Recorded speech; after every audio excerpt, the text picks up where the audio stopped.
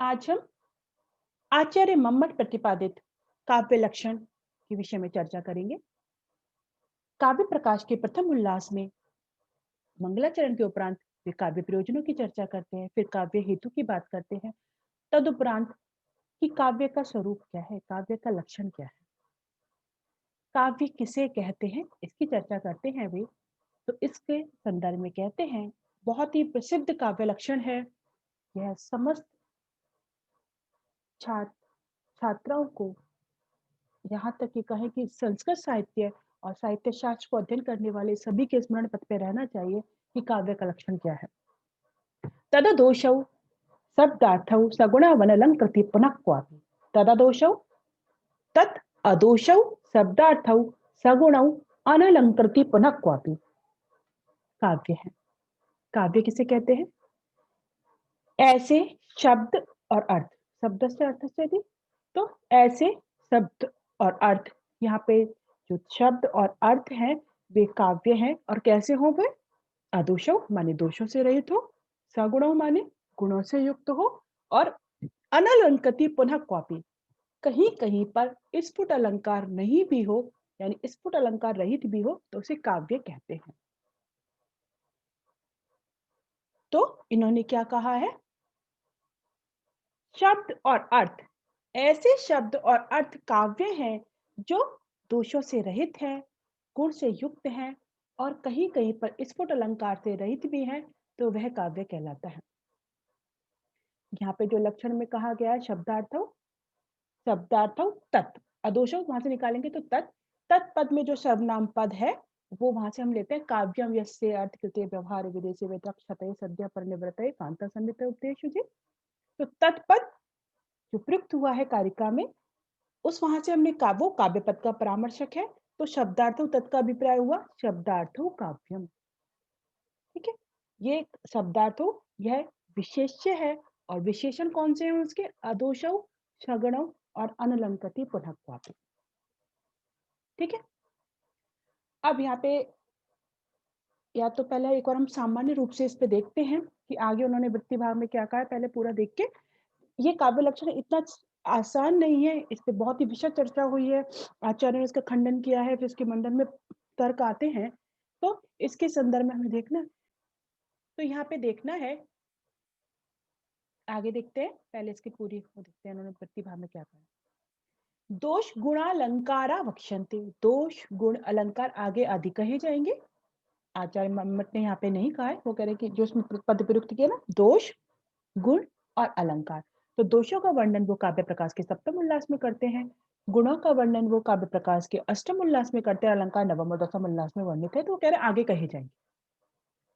और जो अनलंकृति पुनः क्वापि जो शब्द प्रयोग किया है, तो बोले कॉपी, इससे क्या कहना चाहते हैं? कॉपी इति कॉपित्येन एतद आ, कह रहे हैं क्या? यद सर्वत्र सालंकारो, यानी सब जगह तो अलंकार से, तो किंतु कहीं कहीं पर यदि स्फुटालंकार विरेहपि, स्फुट अलंकार नहीं भी हो तो काव्य की हानि नहीं होती। यदि किसी काव्य में स्फुट अलंकार नहीं भी हो तो काव्य की कोई हानि नहीं होती, ये यहाँ पे कह रहे हैं। जैसे कि उदाहरण दिया है आचार्य मम्मा। अभी हम इसलिए पूरा देख रहे हैं क्योंकि अब जब हम इसका एक एक पद का देखेंगे कि किस प्रकार से इस पे क्या चर्चा है कि अदोषों का क्या है, शब्दार्थों का क्या मतलब है, सगुणों का क्या है, अलंकृति पुनः क्वापि क्या कहना चाह रहे हैं, तो उससे पहले लेकिन जब ये खंडन आएगा, और आचार्य विश्वनाथ ने जो खंडन किया है पंडित राज जगन्नाथ के उनकी तरफ से, तो वो सारा चीजें अब देखने से पहले हमें पूरा इसका एक सामान्य व्यू की उन्होंने क्या दिया आचार्य मम्मट ने, वो देख रहे हैं। उदाहरण देते हैं कि यहाँ पर स्फुट रूप से कोई अलंकार नहीं है, लेकिन काव्य की हानि नहीं है, काव्य है। क्या उदाहरण दिया है? ये कौमार हरा सा एव ही वरस्ता एव चैत्र छपा ते चोन्मीलित मालती सुर भया प्रौढ़ा कदम्बा नीला सा चैवास्मि तथापि तत् सुरत व्यापार लीला बधौ रेवा रोद सिवेतसी तरुतले चेता समुत्कंठते। या कौमार हरा, तो इन्होंने जो लक्षण सॉरी उदाहरण दिया है, यह उदाहरण है, वो कहते हैं कि कहीं कहीं पर स्फुट अलंकार नहीं भी हो तो काव्य की कोई हानि नहीं होती, तो वो कहते हैं यह कौमार हरा, जिसने मेरे कौमार्य का हरण किया था। सा एव ही वरा, वही मेरा वर है, वही मेरा पति है। जिसने मेरे कौमार्य का हरण किया था वही वर है। ता एव चैत्र छपा, वही चैत्र की रात्रियां है। वही जिससे पहले जो रात्रियां होती थी वही चैत्र की रात्रियां हैं। ते चुन्नीलित मालती सुरभया, वही मालती की सुगंध है। वही उन्मीलित मालती सुरभया, वही मालती की सुगंध है। प्रौढ़ा कदम्बा नीला, और वही प्रौढ़ा कदम्बा नीला, वो कहते हैं वही कदम्ब की जो हवाएं चल रही थी उसी की बात यहाँ पे कह रहे हैं। सा चै वास्मी, वही मैं हूं जो मैं पहले थी, जिसका कौमार का हरण हुआ है वही पति है। वही मालती की सुंदर जो सुगंधित हवाएं हैं, सुगंध फैली हुई है, और वही कदम्ब की जो वायु बह रही है, वो सब कुछ है। साचैवास्मि, वही मैं हूँ।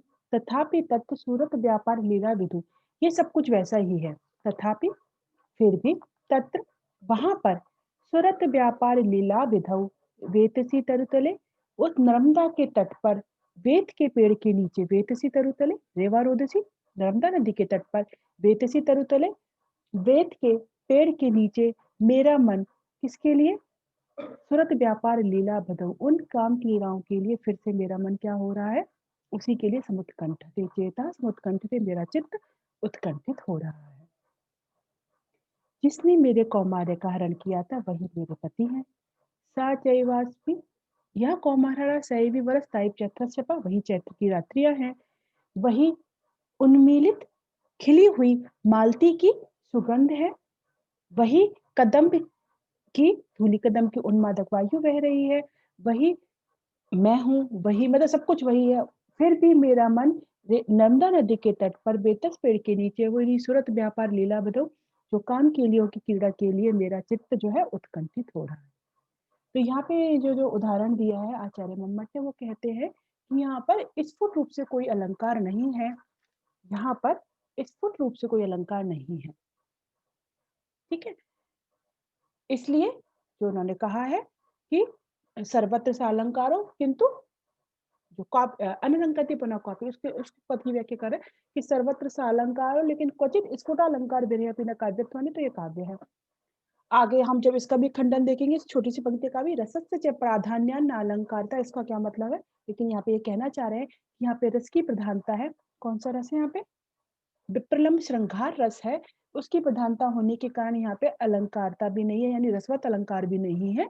यह जो आक्षेप उठाया गया है अलंकार वादियों के द्वारा, उसकी बात को यहाँ पे स्पष्ट करते हुए है। तो इस प्रकार से आचार्य मम्मट ने अपना काव्य का लक्षण दिया है। तो क्या आचार्य मम्मट की दृष्टि में काव्य लक्षण क्या है? काव्य वे हैं, शब्द और अर्थ काव्य है जो दोषों से रहित है, गुणों से युक्त है, और कहीं कहीं पर स्फुट अलंकार नहीं भी है तो भी काव्य कहलाता है। तो ये कहते हैं यहाँ पर कि स्फुट अलंकार नहीं भी हो, यानी हमेशा हर जगह हो लेकिन ये कहीं पर नहीं भी हो तो भी काव्य की हानि नहीं होती। जैसे कि उन्होंने उदाहरण दिया है, वो कह रहे हैं यहाँ पे कोई स्फुट अलंकार नहीं है लेकिन ये काव्य है, उत्तम काव्य है, और रस की प्रधानता होने के कारण यह रसवत अलंकार भी यहाँ पर नहीं है। ये इस प्रकार से आचार्य मम्मट ने हमें सामान्य रूप से काव्य का लक्षण दिया है। लेकिन आचार्य मम्मट का काव्य लक्षण केवल इतना मात्र नहीं है कि आपने इतना सा समझ लिया कि तददोषौ शब्दार्थौ सगुणो वर्णलंकृति पुनः क्वापि।